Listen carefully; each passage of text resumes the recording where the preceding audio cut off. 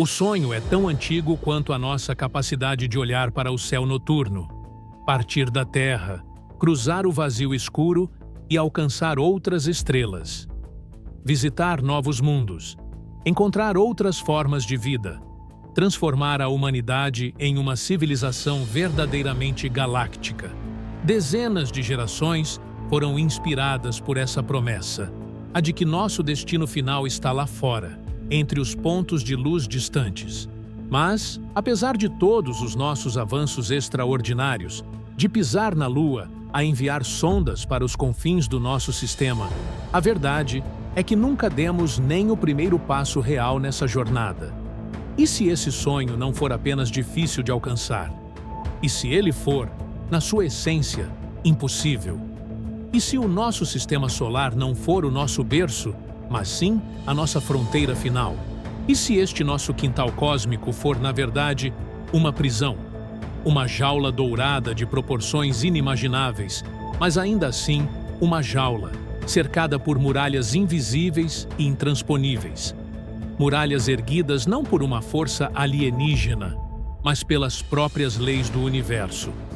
Barreiras feitas da vastidão do espaço, da tirania da energia, da fragilidade da nossa biologia e, a mais cruel de todas, da natureza implacável do próprio tempo.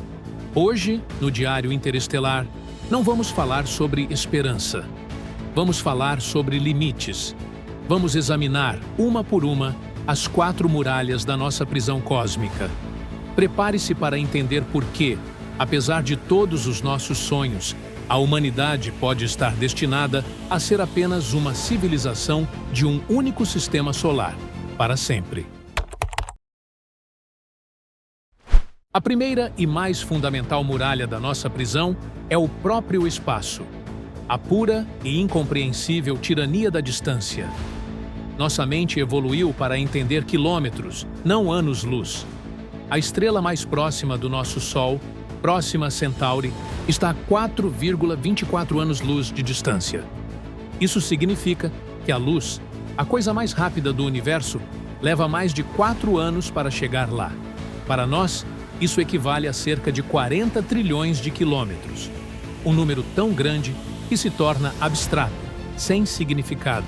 Para dar um significado, vamos usar o objeto mais rápido e distante que já construímos, a sonda Voyager 1.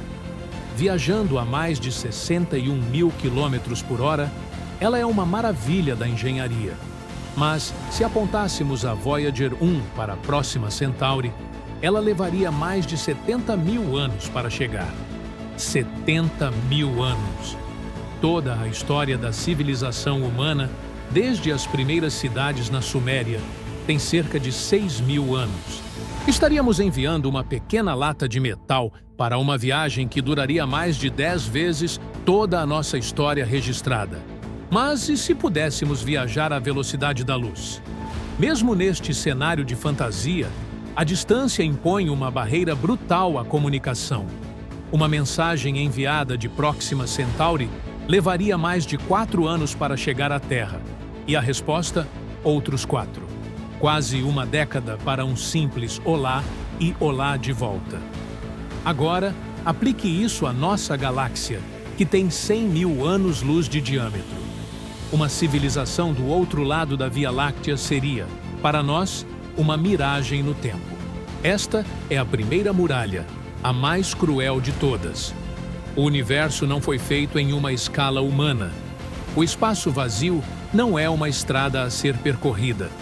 É um abismo projetado para manter tudo separado. Antes mesmo de pensarmos em construir uma nave, a própria geografia do cosmos nos diz: vocês não podem passar. Se a distância é a largura da nossa cela, a energia é a altura de suas muralhas. Para ter a menor chance de cruzar o vazio interestelar em um tempo minimamente razoável, precisaríamos de velocidades inimagináveis. E para gerar essa velocidade, entramos em conflito com a barreira mais implacável da engenharia, a tirania da equação do foguete. A lógica é um ciclo vicioso brutal. Para ir mais rápido, Você precisa de mais combustível. Mas mais combustível torna sua nave mais pesada. E uma nave mais pesada exige ainda mais combustível só para acelerar essa massa extra. É uma bola de neve exponencial. Para alcançar uma fração significativa da velocidade da luz, a quantidade de combustível necessária não seria do tamanho de um prédio, mas do tamanho de um planeta. Nossos foguetes químicos atuais, as máquinas mais potentes que já construímos, são perfeitos para escapar da gravidade da Terra. Mas para uma viagem interestelar, eles são o equivalente a um barco a remo em um oceano. Com a propulsão química, é matematicamente impossível alcançar sequer 1% da velocidade da luz. O combustível necessário seria mais massivo que todo o sistema solar. Mesmo as tecnologias futuristas com as quais sonhamos esbarram em seus próprios limites. A fusão nuclear, a energia das estrelas, poderia, em teoria, nos levar a 10% da velocidade da luz. Mas estamos há mais de 70 anos tentando fazê-la funcionar de forma estável aqui na Terra. Construir um reator miniaturizado, seguro e autossuficiente para uma nave é um desafio para os próximos séculos, não décadas. E as velas laser, que empurrariam nanosondas com a luz, funcionam para chips de computador, não para naves tripuladas. E o pior, como você freia algo a 60 milhões de metros por segundo? Esta é a segunda muralha da nossa prisão, a muralha da potência. As próprias leis da física conspiram para tornar a viagem interestelar absurdamente cara em termos de energia. Não é que não tenhamos a chave do motor, é que a fechadura exige uma quantidade de força que talvez nenhuma civilização consiga gerar. O universo nos deu um remo para navegar em nosso pequeno lago, mas nos deixou sem velas para cruzar o oceano. Mas vamos sonhar. Vamos imaginar que, de alguma forma, superamos as duas primeiras muralhas.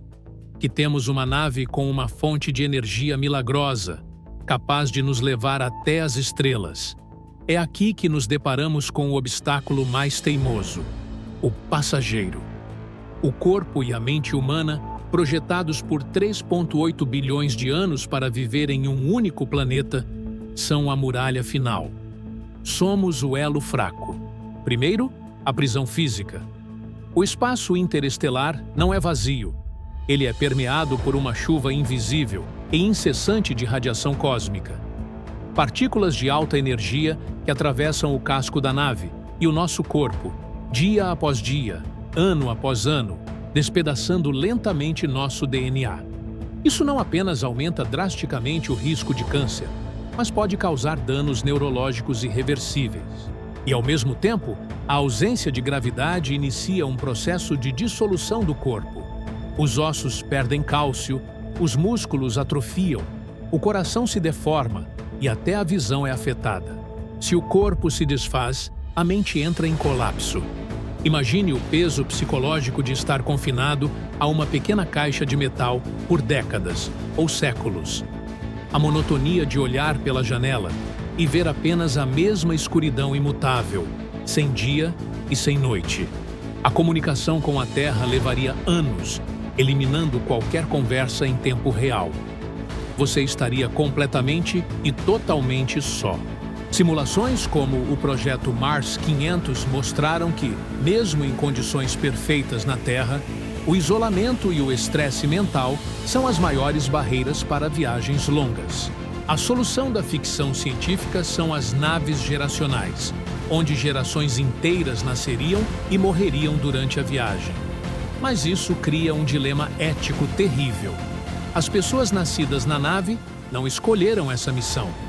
Elas viveriam e morreriam como prisioneiras de um objetivo imposto por seus antepassados, sem nunca sentir a chuva, pisar na grama ou ver um céu aberto. Seriam escravas de um sonho que não era delas. Esta é a terceira muralha, a prisão de carne e osso. Mesmo que a engenharia nos desse uma nave, nossa própria biologia e psicologia se recusam a cooperar. Somos criaturas da Terra perfeitamente adaptadas a este oásis. Fora dele, não somos exploradores. Somos espécimes frágeis em um laboratório hostil que lentamente nos desfaz, de dentro para fora. E chegamos à quarta e última muralha, a mais sutil, a mais absoluta e a mais cruel de todas. Não é uma barreira de espaço ou de matéria, mas do próprio tempo. O arquiteto desta prisão é Albert Einstein, e a ferramenta é sua teoria da relatividade. Ela nos diz que quanto mais rápido você se move pelo espaço, mais devagar você se move pelo tempo. À primeira vista, parece uma solução, uma forma de hibernação. Na prática, é a sentença final. Imagine uma nave viajando a 99% da velocidade da luz. Para seus tripulantes, uma jornada de 20 anos-luz poderia durar apenas 3 anos. Eles envelheceriam 3 anos. Mas, na Terra, mais de 20 anos teriam se passado. Ao chegarem ao destino, seus amigos e familiares já estariam 2 décadas mais velhos. Se decidissem voltar, a viagem de volta duraria mais 3 anos para eles. Ao chegarem em casa, 40 anos terrenos teriam se passado. Todos que eles amavam estariam velhos, ou teriam partido. A civilização que deixaram para trás seria outra. A relatividade não oferece uma viagem, ela oferece um exílio. É uma passagem só de ida para o futuro. E aqui, diante das 4 muralhas intransponíveis, a do espaço, a da energia, a da biologia e a do tempo, encontramos a solução mais brutal e talvez mais realista para o paradoxo de Fermi. Onde está todo mundo? A resposta pode ser: eles estão todos presos em suas próprias casas, assim como nós. Essas muralhas não são um problema de tecnologia humana. Elas são características fundamentais do universo. Qualquer civilização biológica, não importa o quão avançada, enfrentaria as mesmas barreiras. O grande silêncio que ouvimos no cosmos pode não ser o som de um universo vazio.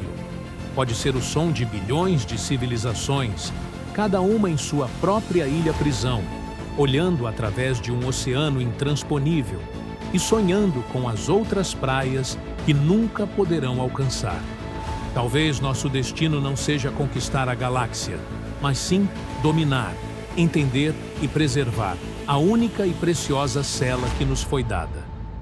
A física nos deu seu veredito. Estamos em casa. E talvez seja para sempre.